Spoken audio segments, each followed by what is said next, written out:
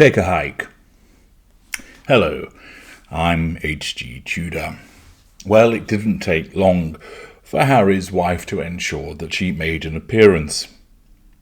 I don't know about you, but whenever I go hiking, there doesn't happen to be paparazzi recording the event. Indeed, many of the hiking locations that I've gone to, maybe doing a few Wainwrights in the Lake District in the United Kingdom, or heading up in the mountains in Norway, going through the forests in Germany, wherever it might be, oddly enough, my activities are not caught on camera, be it video or photographic. Could it be that's because I don't actually notify anybody that that's what I'm going to be doing, hence it's not recorded?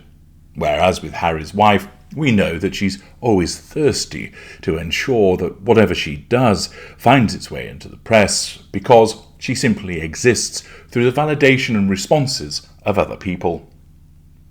As I explained repeatedly in parts passing, the coronation posed a massive problem for Harry's wife. Everybody talking about King Charles and not her is not something that a narcissist wants. The fact that her narcissism would be compelling her to want to attend, but also by the same token then deciding better that you don't because you're going to be roundly booed and disliked, meant that she had to stay away. Lacking any sense of accountability for her behaviour, showing her usual sense of entitlement, and of course absent emotional empathy for Charles and other people, she can't lie low, and she can't stay quiet. She has to make some kind of appearance in order to have people responding and reacting to her. It always works. She always gets a response from people. She always is talked about. But as I mentioned before, it's increasingly the case that the fuel that she receives from these responses is of the challenge variety. Namely, she's criticised, judged, lambasted, lampooned, laughed at for her behaviours. And this, once again, demonstrates the mid-range nature of her narcissism, whereby it seeks to assert control in those means in the moment, but creates a collateral consequence of the fact that she is challenged. She, of course, always deals with that challenge by smearing or staying in a position of withdrawal, but they come again and again and again. And it starts to build up to a bigger problem for her, because it means more and more people become fed up of her, more and more people dislike her, so that in the future, people will increasingly not have any interest in her. In effect, it becomes like the law of diminishing returns for her. She's never going to be short on fuel. There will be Harry, there'll be the children, there'll be lackeys, there'll be some hangers-on that are friends. They'll always be able to provide her with some fuel.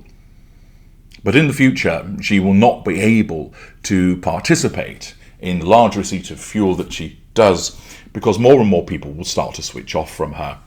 Because she has no inherent talent, there's nothing actually to look at other than the pity plays and the car crash. And eventually, that will cause her to fade from view. But at the moment, that's not going to quite happen yet. And instead, Harry's wife has to ensure that she's talked about. And thus, as reported by the Daily Mail in an article by Claudia O'Raha, we're told, missing the big party, Harry's wife hikes without Prince Harry near $14 million Monte Shitshow mansion, as she is seen for the first time since skipping King Charles' coronation for Archie's birthday. Harry's wife has been spotted hiking without her husband, Prince Harry, near their $14 million Monte Shitshow mansion, hours after missing King Charles's coronation. Now, pausing there, what is the significance of the fact that she was there without Prince Harry? Well, she's sending a clear message. She's devaluing him again by saying, I can do things without you, but it's also more significant than that. What effectively she is doing is saying, you went and saw your dad and other members of your family. This is about me. I am demonstrating that this is me doing something, and I am in effect, subconsciously of course, punishing you for going to the coronation by not including you in this hike. Of course, it'd be played out if she was questioned about it, that Harry was tired after his zipping backwards and forwards over the Atlantic. But the fact is, she could have gone on this hike and nobody would know about it. She could have done so without ensuring it was photographed. But that doesn't serve any purpose for her narcissism. Her narcissism needs to draw fuel from people responding to her being photographed going for a hike, people commenting about it, and also speculating about Harry's absence. She is also asserting control over Harry by triangulating him with the other people she went on the hike with to say, "You're not coming with me." Another act of devaluation. The article continues by explaining the Duchess of Sussex was joined on the fresh air outing by her friends, Marcus Anderson, non-intimate secondary source, although there are some who suggest that he might be an intimate partner secondary source of a shelf variety, and Heather Dorak, in California on Sunday after celebrating her son Archie's birthday on Saturday. It comes after it emerged that the King raised a glass to toast the 4th birthday of Prince Harry's son Archie at Buckingham Palace yesterday in a moving tribute to the grandson he has barely seen. King Charles there, managing facade and flattery, Harry's wife isolating child from grandparent, her own assertion of control in that regard. Despite the ongoing acrimony with Harry, who was on a plane back to the United States within hours of his father being crowned, emotional Charles made a point of mentioning his absent grandchildren as well as those present on his big day. The poignant moment came at a private family gathering at the palace following his Westminster Abbey crowning and appearance on the balcony with Queen Camilla. It is understood that an invitation had been politely extended to Harry during the family lunch, but he decided to return to California to celebrate Archie's big day.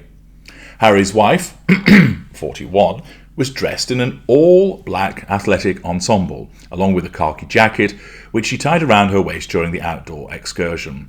The mother of two also wore a wide-brimmed beige hat, pink neckerchief, and large sunglasses for the hike.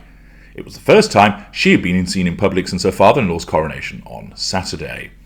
Harry's wife was noticeably absent from the regal festivities in the UK this weekend as she remained in the United States to celebrate her son Archie's low-key birthday at their Monty shit show home. Now, ordinarily when you go hiking, you're not particularly bothered about the way that you look. You're essentially dressing for the weather. But you have to say that she doesn't look particularly good in what she's wearing. An ill-fitting top, the hat looks ridiculous, and there she goes, showing off the ill chicken legs with goodness knows how many pairs of socks on her feet. Probably the case that she wants to give it the appearance of going hiking regularly, but the boots are probably brand new and haven't been broken in yet, and therefore there's a risk of blistering, hence the thick socks around the ankles. Of course, she ensures that she gets photographed, so she's seen with the rictus grin in place, hands on hips again as she's walking along, hands on hips again as she's walking along. It would appear that she's incapable of walking without putting her hands on her hips. And, of course, she's there with her various associates, non-intimate secondary sources, all, of course, ensuring that it's captured by photographers. This, of course, means that she is then able to assert control over a wider range of individuals and, of course, receive fuel from those reactions. The point is that ordinarily, if you go hiking, you do it privately. And, of course, for the lady that always screams about wanting privacy, she shows her hypocrisy once again. So she takes a hike, but when she does, in effect, she's told Harry to do so, as another act of devaluation towards her intimate partner, primary source. I'm H.G. Tudor. Thank you for listening.